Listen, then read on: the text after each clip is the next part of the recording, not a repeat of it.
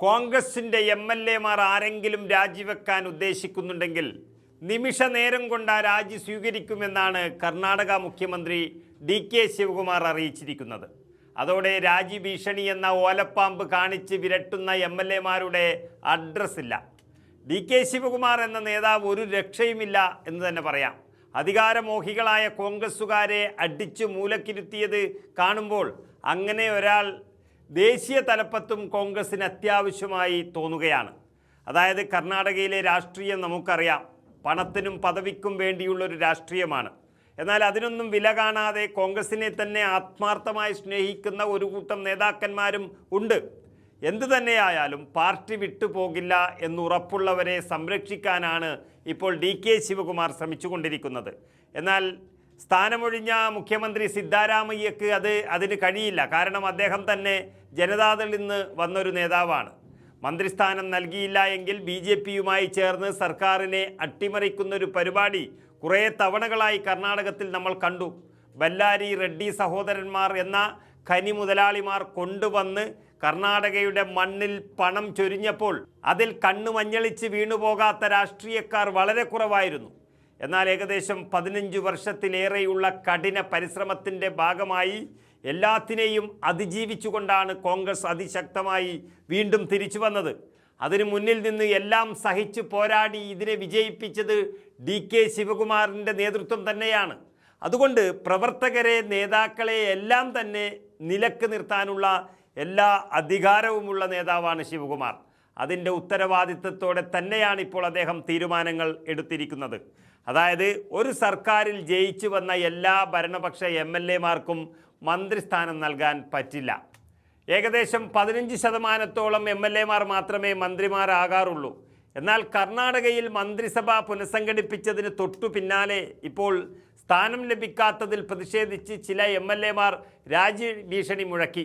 രാജ്യഭീഷണിയുമായി വന്ന് BJP-യുമായി ചേർന്ന് അട്ടിമറി നടത്തിയാൽ, സർക്കാരിനെ വീഴ്ത്താനായാൽ കോടികൾ സമ്പാദിക്കാമെന്ന് ചില MLA-മാർ കരുതി കാണും. എന്നാൽ ആ കോൺഗ്രസ് MLA-മാർക്ക് കടുത്ത മുന്നറിയിപ്പുമായി മുഖ്യമന്ത്രി DK ശിവകുമാർ തന്നെ ആദ്യം രംഗത്ത് വന്നു. ആരെങ്കിലും രാജി സമർപ്പിച്ചാൽ അത് മിനിറ്റുകൾക്കകം സ്വീകരിക്കുമെന്ന് അദ്ദേഹം വ്യക്തമാക്കി. MLA പോയിട്ട് പഞ്ചായത്ത് മെമ്പർ പോലും ആകാത്തവർ ഈ പാർട്ടിയിൽ ഒരുപാടുണ്ട്. ആ ഘട്ടത്തിൽ ക്ഷമയാണ് നമുക്ക് ആവശ്യം. പാർട്ടിയാണ് ഏറ്റവും പ്രധാനം. ആരെങ്കിലും രാജിവെച്ചാൽ മിനിറ്റുകൾക്കകം ഞാനത് സ്വീകരിക്കും എന്ന് ശിവകുമാർ പറഞ്ഞതോടെ ആരും പിന്നെ അതിന് തയ്യാറായില്ല. രാജി സ്വീകരിച്ചുകൊണ്ട് അതിനർഹതപ്പെട്ടവർക്ക് മാറ്റി നൽകുമെന്ന വ്യക്തമായ സൂചന ശിവകുമാർ നൽകിയതോടെ കോൺഗ്രസിലെ അധികാരമോഹികൾ കർണാടകയിൽ എന്നേക്കുമായി അവസാനിച്ചു എന്ന് തന്നെ പറയേണ്ടി വരും. രാഷ്ട്രീയത്തിൽ രാജിവെക്കുന്നതും അതിർത്തി പ്രകടിപ്പിക്കുന്നതും സ്വാഭാവികമാണെന്നും ആർക്കും അത് തടയാനാകില്ല എന്നും ശിവകുമാർ സൂചിപ്പിക്കുന്നു. കോൺഗ്രസ് പാർട്ടിയിൽ നിലനിന്നാൽ മാത്രമേ MLA-മാർക്ക് ഭാവി ഉണ്ടാവുകയുള്ളൂ എന്ന് അദ്ദേഹം ഓർമ്മിപ്പിക്കുകയാണ്. ശിവകുമാറിന് മന്ത്രിസ്ഥാനം ഒരുപാട് നഷ്ടപ്പെട്ടിട്ടുണ്ട് എന്നുള്ള ചരിത്രം നമുക്കറിയാം. അതായത് ധരം സിംഗ് മുഖ്യമന്ത്രിയായിരുന്ന കാലത്തും അതുപോലെ സിദ്ധാരാമയ്യയുടെ ആദ്യ ഭരണകാലത്തും ശിവകുമാറിന് തന്നെ മന്ത്രിസ്ഥാനം ലഭിച്ചിരുന്നില്ല. അത് അദ്ദേഹം അവിടെ ചൂണ്ടിക്കാട്ടുകയുണ്ടായി.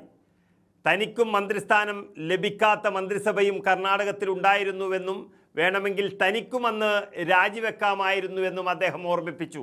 ഉപമുഖ്യമന്ത്രിയായ പരമേശ്വരിയും സമാനമായ ഒരുപാട് സാഹചര്യം നേരിട്ടിട്ടുണ്ട്.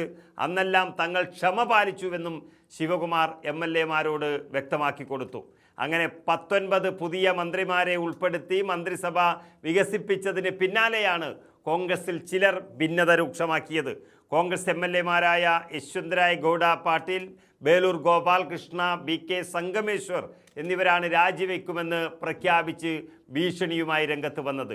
DK ശിവകുമാറും 13 മന്ത്രിമാരും സത്യപ്രതിജ്ഞ ചെയ്ത് 2 മാസത്തിന് ശേഷം ഇപ്പോൾ വീണ്ടും 19 മന്ത്രിമാരെ ഉൾപ്പെടുത്തി മന്ത്രിസഭ പുനഃസംഘടിപ്പിച്ചു. അവസാന നിമിഷം വരെ പരാതി വരാത്ത തരത്തിൽ എല്ലാ വിഭാഗങ്ങളെയും പരിഗണിച്ച് പട്ടികയിൽ മാറ്റങ്ങൾ വരുത്തിയാണ് കോൺഗ്രസ് ഹൈക്കമാൻഡ് അന്തിമ തീരുമാനമെടുത്തത്. അത് അംഗീകരിക്കാൻ കഴിയില്ലെങ്കിൽ ഈ മിനിറ്റിൽ തന്നെ രാജിവെച്ചോളൂ എന്നുള്ളത് അതിഗംഭീര താക്കീത് തന്നെയാണ്.